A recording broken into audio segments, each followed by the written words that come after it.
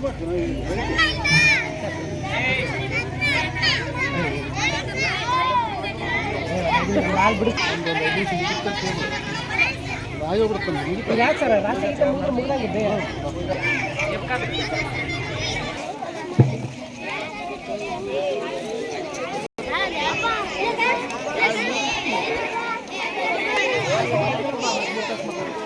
भारत माता की, बोलो भारत माता की।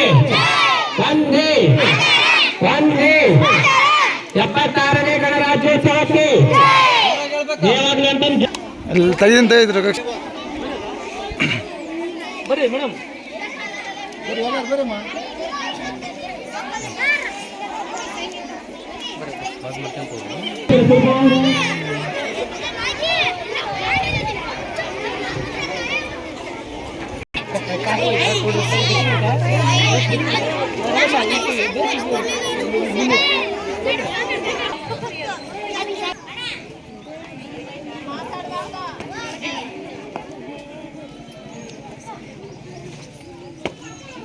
ಎಪ್ಪತ್ತಾರನೇ ಗಣರಾಜ್ಯೋತ್ಸವದ ಅಂಗವಾಗಿ ಧ್ವಜಾರೋಹಣ ಕಾರ್ಯಕ್ರಮ ನಡೆಸಿಕೊಡಬೇಕೆಂದು ತಮ್ಮಲ್ಲಿ ವಿನಂತಿಸಿಕೊಳ್ಳುತ್ತೇನೆ.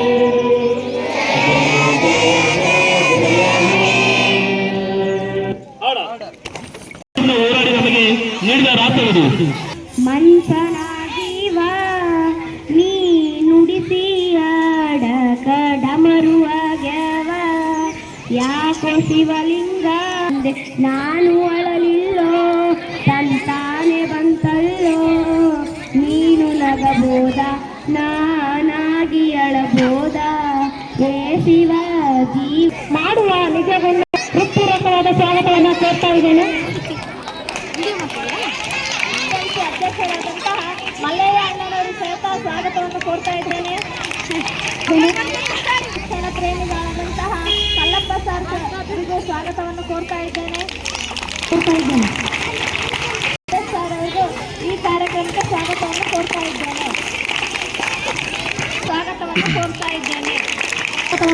ಇದ್ದೇನೆ. ಅದೇ ರೀತಿಯಾಗಿ ಹಿರಿಯ ಶಿಕ್ಷಕರಾದಂತಹ ಸಿದ್ಧಾನಂದ ಸರ್ ಅವರು ನಮ್ಮೆಲ್ಲರ ಪರವಾಗಿ ಸ್ವಾಗತವನ್ನು ಕೋರ್ತಾ ಇದ್ದೇನೆ.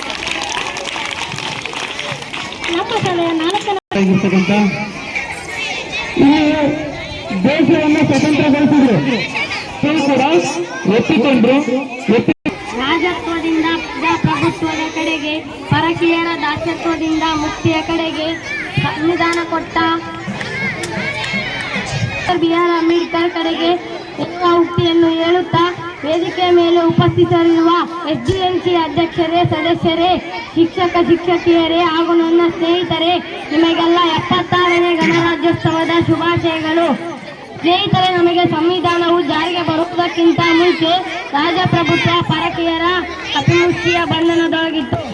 ಬ್ರಿಟಿಷರು ಸಂವಿಧಾನವನ್ನು ರಚಿಸಿಕೊಳ್ಳಿ ಎಂದಾಗ ಆಗ ಡಾಕ್ಟರ್ ರಾಜೇಂದ್ರ ಪ್ರಸಾದ್ ಅವರು ರಚನಾ ಸಮಿತಿಯ ಅಧ್ಯಕ್ಷರಾದರು. Doctor B R. ಅಂಬೇಡ್ಕರ್ ಅವರು ಕರಡು ಸಮಿತಿಯ ಅಧ್ಯಕ್ಷರಾದರು. ನಂತರ ಅಂಬೇಡ್ಕರ್ ಅವರು ಸಂವಿಧಾನವನ್ನು ರಚಿಸಿ 1949 ನವೆಂಬರ್ 26ರಂದು ಅದನ್ನು ಅಂಗೀಕರಿಸಲಾಯಿತು. ನಂತರ 1950 ಜನವರಿ 26